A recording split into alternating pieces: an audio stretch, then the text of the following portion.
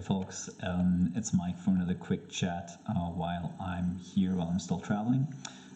First off, if you're following the channel, a very big thank you, but don't worry too much about the number of viewers that I'm getting, right? I just watched Jake's interview with Kaylin earlier, for example, and all I gotta say is, those people who are actually directly reporting on the front lines and are the reporters on the ground gathering ground truth, they're incredibly important because they're the only ones who are actually getting you facts that they've observed themselves, and they're taking the real risk.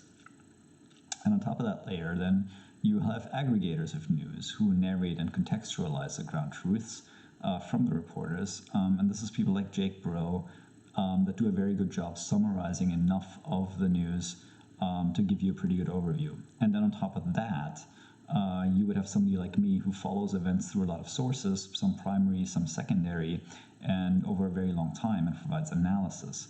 So I'm basically a sort of free-range analyst in all of this, just somebody who's looking for their own truths and communicating them and sharing them almost as a kind of therapeutic exercise, and that's it. And if you were to listen only to me, right, you would just get opinion. And without the facts from someone like Jake or someone like Kaylin, you shouldn't rely on my opinion because you should be able to challenge it.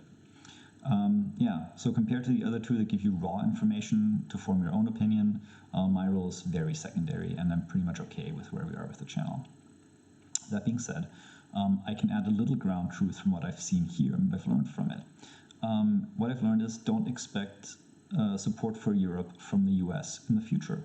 And this is not a matter of Trump or Republican versus Democrats. In the end, I would say Biden may have been the last generation of American leaders that is strongly tied to European cultural roots.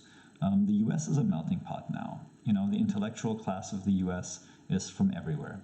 And so without any hostility and any judgment, the right thing to do is to accept that the US will probably play an increasingly impartial role in world events. It won't go particularly far out of its comfort zone to support Europe. It also won't go particularly far out of its comfort zone to support Russia or China or India or any other particular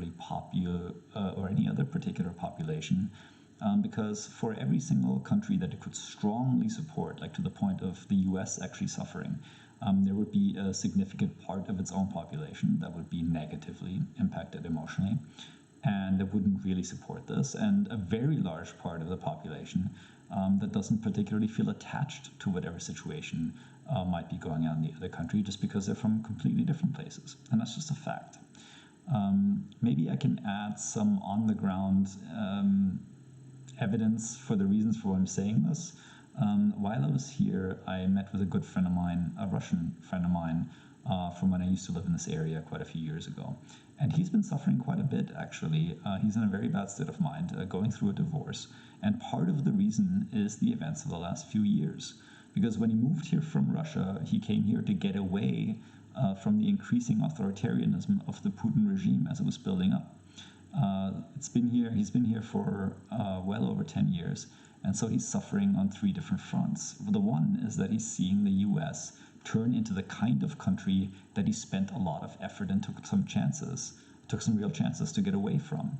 And so what he's seeing happening now to the US reminds him painfully of what he was witnessing in Russia before he left. It feels like he's reliving a nightmare in a way. The second front is he feels deeply ashamed of what his country did and powerless to do anything to influence it over the last few years. So he's following the suffering that's causing in quite a bit of detail through both Ukrainian and Russian channels, and doing his best to find a way to get a perspective from Russians who also understand how wrong this has been and who don't agree with the Putin regime. And in the third front, he feels horrible because he feels completely isolated with his concerns.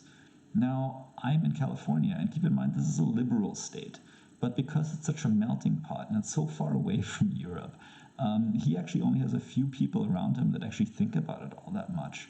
They care about the wildfires here. They care about the deconstruction of the American state right now happening in DC. But even that's quite far away, and they generally feel that California will find a way to be California, and Europe is just much further away. And this is causing another level of isolation for this particular Russian friend of mine.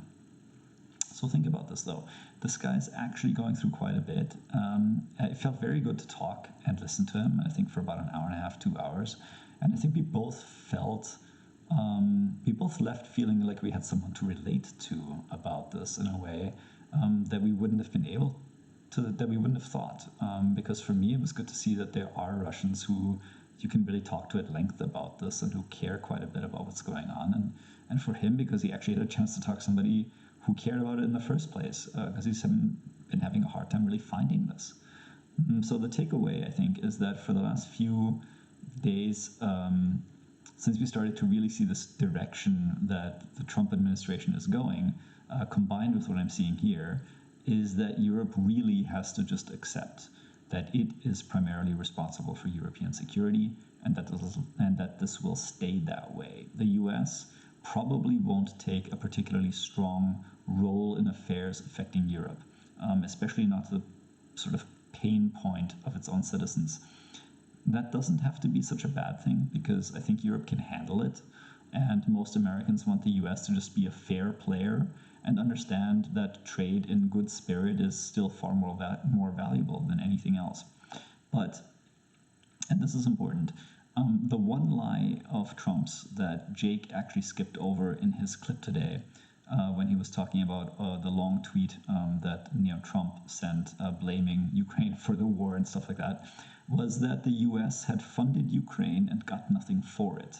But if you haven't seen it, please check out my other video, $100 billion, for why that's actually also a lie. The US got a lot out of it, and the US was in a position to gain from it for decades to the tune of around $30 billion a year, and easily would have recuperated its investment 10 times over, even if it would invest another $100 billion to help finish the war. And Trump has screwed up that trust. So now Europe will do everything it can to make itself independent from the US. There won't be noisy sanctions on the US from Europe, but there will be measures taken that will quietly reduce the economic collaboration and the economic benefit that the US can get from Europe over the coming years. So if you're worried about support for Ukraine, don't worry too much. It's not over. It's just up to Europe, and Europe is recognizing that quickly.